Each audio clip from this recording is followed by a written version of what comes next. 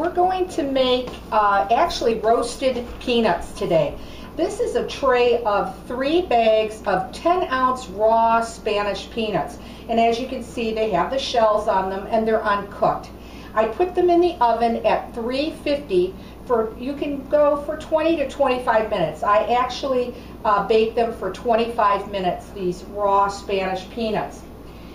They will look like this after they have been baked out of the oven. They still have their shells, so what I would suggest to do if you don't want to leave the shells on, you just, after they cool a little bit, rub them between your hands and the shells will easily come off.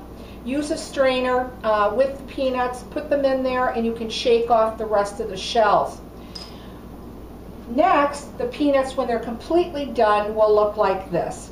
And you can see there's a few of them that the shells are still on, but that really won't matter. If the shells don't bother you, you can leave them in. You don't have to rub the shells off if you don't want to. What we're going to do is we're going to coat them with actually a dipping chocolate today.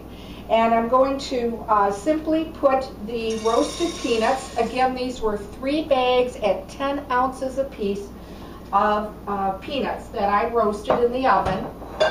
And what we're going to use today is Gardali chocolate. It's actually a candy making and dipping bar. Now, if you don't want to spend the money for Gardali, you can actually go to the dollar store and get these chocolate bars or vanilla bark bars, and you can melt them down, and they're very inexpensive to use. So what I did was I took the Gardali, about 2 pounds of Gardali dipping chocolate, and I melted it in my microwave. You can see how beautiful the color is and how silky smooth it is.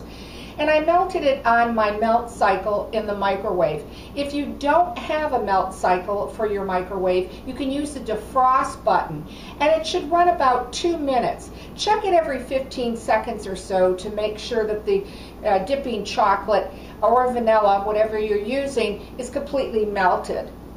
Next, what I'm going to do is I'm just going to slowly start pouring this dipping chocolate into the peanuts and just start stirring it through. And as you can see how nice and silky and smooth this dipping chocolate is. And take your time with it.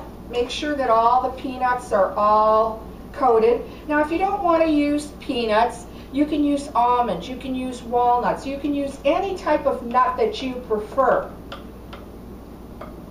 And then I'm just going to make sure that all the peanuts are well saturated with the dipping chocolate.